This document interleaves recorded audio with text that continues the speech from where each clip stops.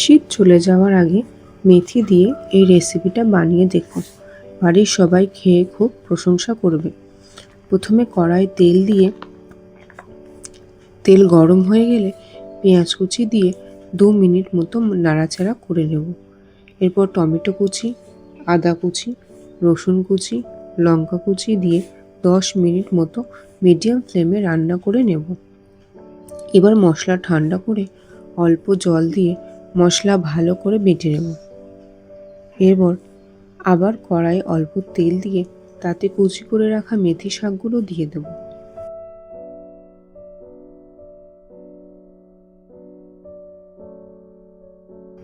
মেথি শাকটা ভালো করে রান্না করে নেব।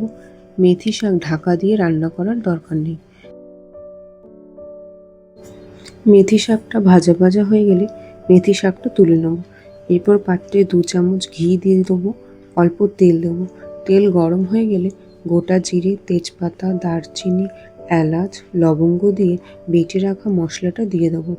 এরপর জিরে গুঁড়ো, ধনে গুঁড়ো, হলুদ গুঁড়ো, লবণ, লাল লঙ্কা গুঁড়ো দিয়ে মশলাটা মাঝারি আঁচে ঢাকা চাপা দিয়ে ভালো করে কষিয়ে নেব। মশলা ভালো করে কষানো হয়ে গেলে সেদ্ধ করে রাখা মটরশুঁটি দিয়ে আরও 10 মিনিট রান্না করে নেব।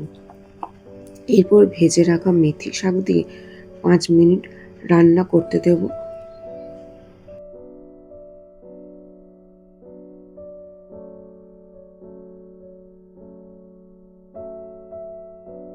অন্যদিকে একটা মিক্সি জারে কিছুটা কাজু বাদাম, আমন্ড ও কিছুটা দুধ দিয়ে একটা ঘন পেস্ট তৈরি করে নেব। এরপর ওই পেস্টটা দিয়ে 10 মিনিট রান্না করলে রেডি হয়ে যাবে মেথি শাকের এই রেসিপিটা। এরপর একটা পাত্রে 2 চামচ ঘি গরম করে তাতে কসুরি মেথি আর লাল লঙ্কা দিয়ে সেই তড়কাটা মেথি শাকের ওপর দিয়ে ভালো করে মিশিয়ে নিতে হবে। মেথির এই রেসিপিটা ভাত, রুটি সবার সাথেই খুব ভালো লাগবে। মেথির এই রেসিপিটা তোমরা এইভাবে বানিও আর জানিও কেমন লাগলো। যদি ভালো লাগে তাহলে একটা লাইক করে দিও। সবাই ভালো থেকো।